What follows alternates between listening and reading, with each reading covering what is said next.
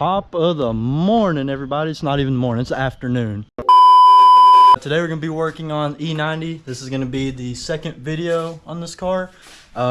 Today we're just gonna be doing a bunch of basic things, like looking over the car, seeing what all we need to do to it, what's wrong with it, test driving it, gonna do oil change, check what the misfires. There's like a cylinder one misfire or whatever.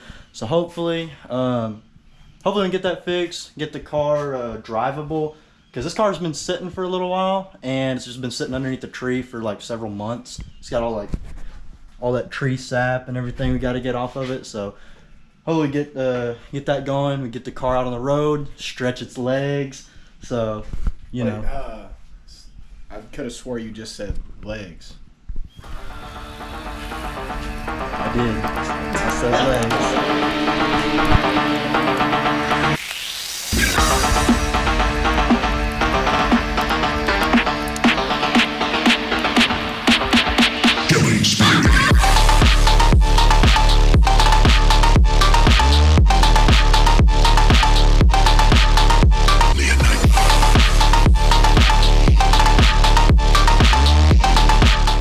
So he said legs, so I mean we had to take a break and go do legs real quick, but we're back and now time to get started on the E90. So we're gonna get this thing jacked up and change the oil. Got the probably what all of y'all watching get, good old FCP Euro box lifetime oil.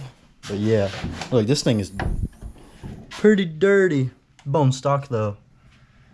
We vacuumed out all of the pine needles and stuff. There's like a bunch of pine needles up underneath there, so these hood struts don't work. That's another thing we got to fix. So just a bunch of little things. We're gonna go ahead and get started on that right now. This car's also got a weird thing, like I had to take the key battery out, but this window will roll down halfway and then go back up, or whenever you're rolling it up, it'll go up and then go back down halfway.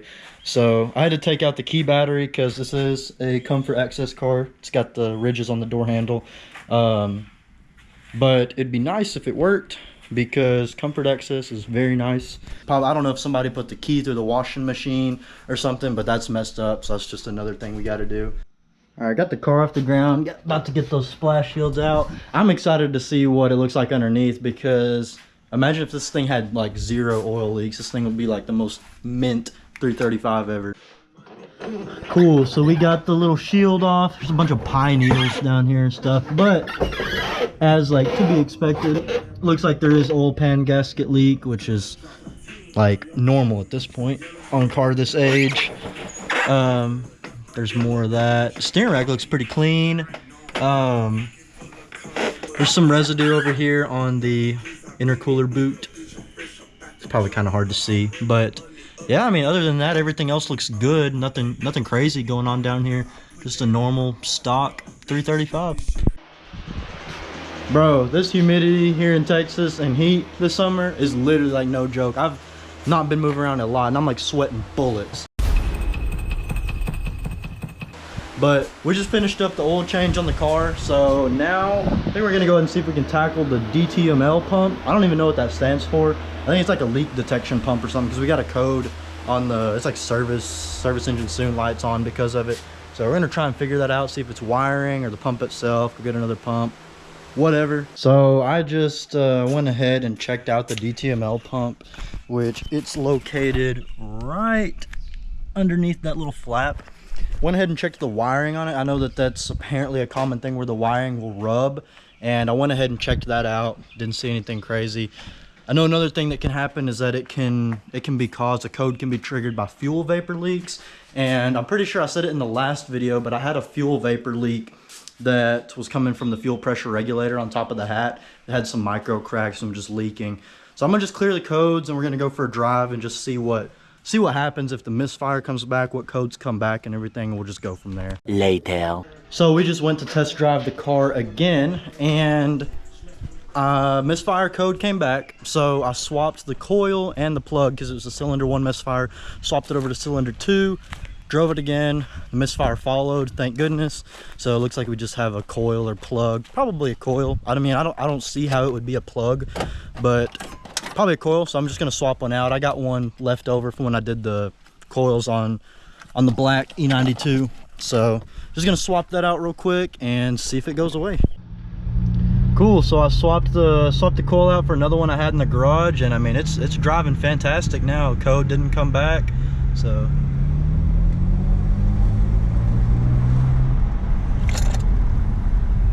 it pulls so good for a stock car. Like it feels fantastic. It's my first time driving an automatic 335 though, so it's a first time, but looks like it's just a coil issue. So we're gonna get some new coils, and might as well get some new plugs ordered for it. So the car's running pretty good now. It's TJ's first time driving a 335, so it's pretty fun. We're just out here, you know, We did cruise. having fun. We're just cruising. We did cruise.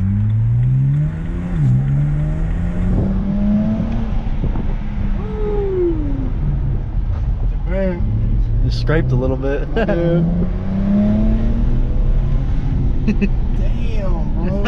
That is wild. Guys, this thing like pulls Oh for my a stock. It's a bone stock car, like completely bone stock. Oh. Like it doesn't even have a charge pipe on it or intakes. Just literally zero.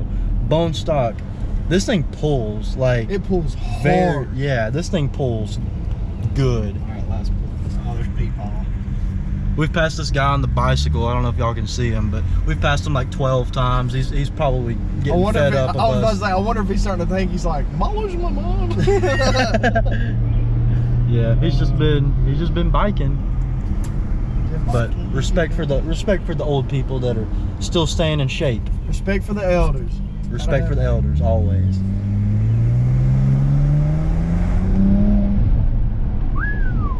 Man, that is wild. Yeah, this trans feels fantastic. Stiff.